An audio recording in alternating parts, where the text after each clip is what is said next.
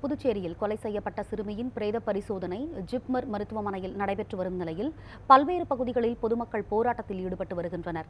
இதுகுறித்த கள தகவல்களை நமது செய்தியாளர் ராஜகுமார் வழங்க கேட்கலாம். ராஜகுமார், சொல்லுங்க, தகவல்களை பகிருங்க. புதுச்சேரியில் 9 வயது சிறுமி கொலை செய்யப்பட்டு வாய்க்காலில் வீசப்பட்ட சம்பவம் பெரும் அதிர்ச்சியை ஏற்படுத்திய நிலையில் தற்போது சிறுமியினுடைய உடல் புதுச்சேரி ஜிப்மர் மருத்துவமனையில் உடற்கூறாய்வு செய்யப்பட்டு வருகிறது. 1 மணி நேரத்துக்கு மேலாக இந்த உடற்கூறாய்வு நடைபெற்று வரும் நிலையில் இந்த ஆய்விற்கான அந்த அறிக்கை தயார் செய்த பிறகே முழு விவரம் தெரிய வரும் என்ற ஒரு நிலவரம் இது ஏற்பட்டிருக்கிறது. இந்த நிலையில் தற்போது புதுச்சேரி முழுவதும் பல்வேறு பகுதிகளில் போராட்டமும் நடைபெற்று வருகிறது. குறிப்பாக கடற்கரை சாலை, அண்ணா சாலை உள்ளிட்ட பல்வேறு பகுதிகளில் போராட்டம் நடைபெற்றிருக்கிறது. அதே போல சிறுமியினுடைய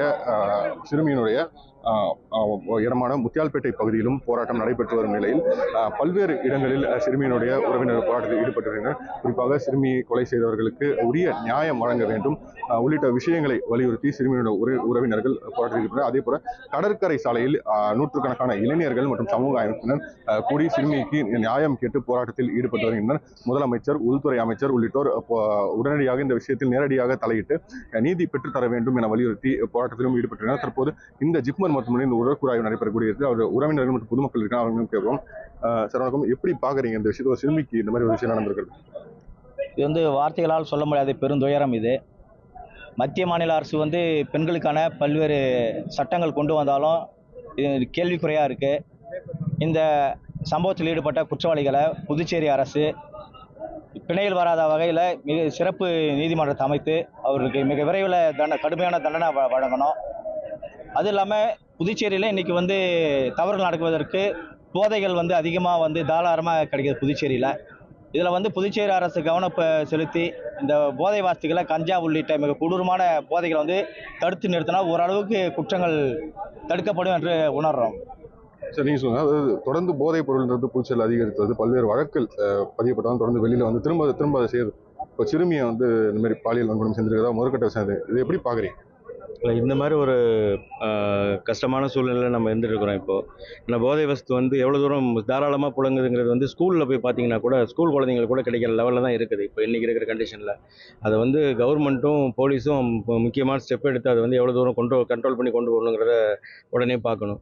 இந்த நிகழ்வு ஒரு துன்பியல் நிகழ்வு. இது யாராலையுமே அக்செப்ட் பண்ண முடியாது. இது கேட்கும்போதே நம்மளால் கண்ட்ரோல் பண்ண முடியாமல் இருக்குது. இந்த நிகழ்வு ஒரு சிறுமியை இந்த தூரம் பாலியல் பலாத்காரம் பண்ணி கொண்டுருக்காங்க அப்படிங்கிறது ரொம்ப ரொம்ப ரொம்ப துயரமான சம்பவம். அது இதுக்கு நம்ம முதலமைச்சரும் உள்துறை அமைச்சரும் என்ன செய்ய போறாங்க, என்ன சொல்ல போறாங்கிற விஷயத்தை கேட்கணும். இங்கேருந்து பாடி எடுத்துட்டு போறதுக்கு முன்னாடி இந்த விஷயங்கள் எங்களுக்கு அவங்க அஷூரன்ஸ் கொடுத்ததுக்கு அப்புறம் தான் பாடி இங்கேருந்து வாங்கிட்டு போகணுங்கிற ஒரு முடிவில் தான் இருக்கிறாங்க எல்லா சொந்தக்காரங்க எல்லாருமே. புதுச்சேரியில் சிறுமி ஆர்த்தி கொலை செய்யப்பட்ட சம்பவம் பெரும் சோகத்தை ஏற்படுத்திய நிலையில் அவரது வழக்கு தற்போது கொலை வழக்காக மாற்றப்பட்டிருக்கிறது. மேலும் தொடர்ந்து உடற்கூறாய்வுக்கு பிறகு முழு விவரம் தெரிய வரும் என தெரிவிக்கப்பட்டிருக்கிறது. சிறுமி ஆர்த்தி கடந்த சனிக்கிழமை மாயமான நிலையில் நேற்று அவர் உடலானது வாய்க்காலில் மீட்கப்பட்டிருக்கிறது. தொடர்ந்து புதுச்சேரி முழுவதும் பல்வேறு பகுதிகளில் போராட்ட களமாக மாறியிருக்கிறது என்று சொல்லலாம். கடற்கரை சாலையில் நூற்றுக்கணக்கான இளைஞர்கள், பெண்கள் என ஒன்று கூடி சிறுமி ஆர்த்தியின் இந்த கொலைக்கு நீதி கேட்டு போராட்டத்தில் ஈடுபட்டிருக்கின்றனர்.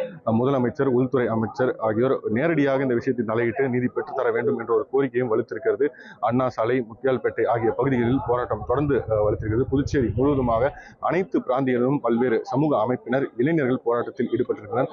தொடர்ந்து போராட்ட காலம் நடைபெறக்கூடிய பகுதியில் இளைஞர்கள் கூட்டம் தொடர்ந்து அதிகரித்து வருகிறது.